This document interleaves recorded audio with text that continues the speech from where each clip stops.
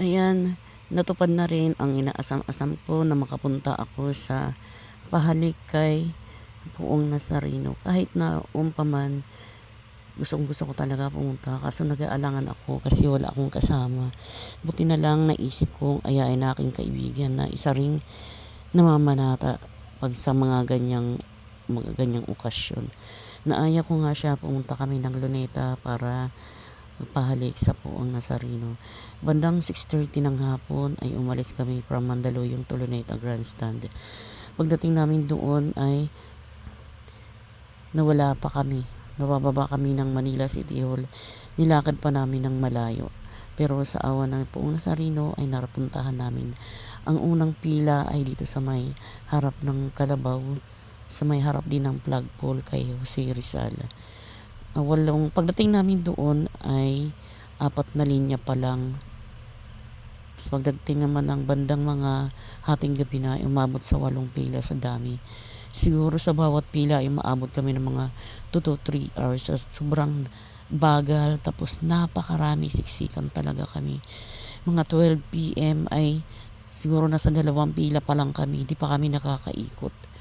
Biruin nyo, 8, sabi nga namin siguro abutin kami ng 4 AM bago kami makarating sa dulo. Hanggang partida pa ay masama talaga ang pakiramdam ko dyan dahil sa office pa lang ay masama na talaga ang aking pakiramdam. Pero tiniis ko talaga. Buti na lang aking kasama ay may dalang biogesic at yun na lang ang aking ininom.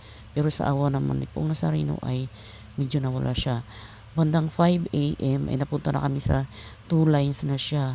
Napunta na kami doon para pumila. Ibang pila ng senior, ibang pila ng regular. Ayan, nasa taas kami. Yung pila ng senior ay nasa ibaba. Ayun, iikot pa kami papunta sa taas para makalapit sa Poong Nazareno. Napakahirap pala pumila pero worth it naman ang lahat. Ganun pala pag namamanata. May iisip mong mahirap pero pagdating sa dulo napakasarap pala ng pakiramdam. Nung pa man talaga ay gusto ko nang pumunta dito.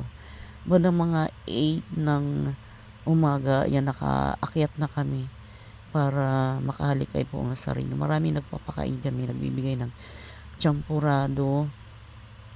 Pero palabas na yun, pag nakagaling ka na nakahalik ka na, mayroon nagbibigay ng champurado doon sa may harapan pagbaba mo. Ayan, medyo malapit na kami pero hinanda ko na yung gagamitin kong panyo para pampahid. Alam mo, nakapila pa lang ay dami ko nang naiisip na hiling kay Poong Nazareno.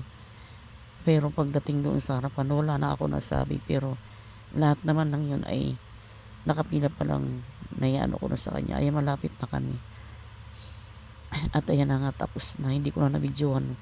Hindi ko na naisip ang video, nandun ako sa harapan niya. Pero at least nakalapit din. Natupad na rin yung pangarap ko na makapunta doon. Makalapit sa kanya. Kasi yun talaga ang iniisip. Siguro, unang pagkakataon ito at masusundan pa sa susunod na taon. Ang may awa ang Diyos ay makakapunta rin ako. Salamat sa lahat ng nakasama ko. Ay, yan nga, tapos na kami at pauwi na.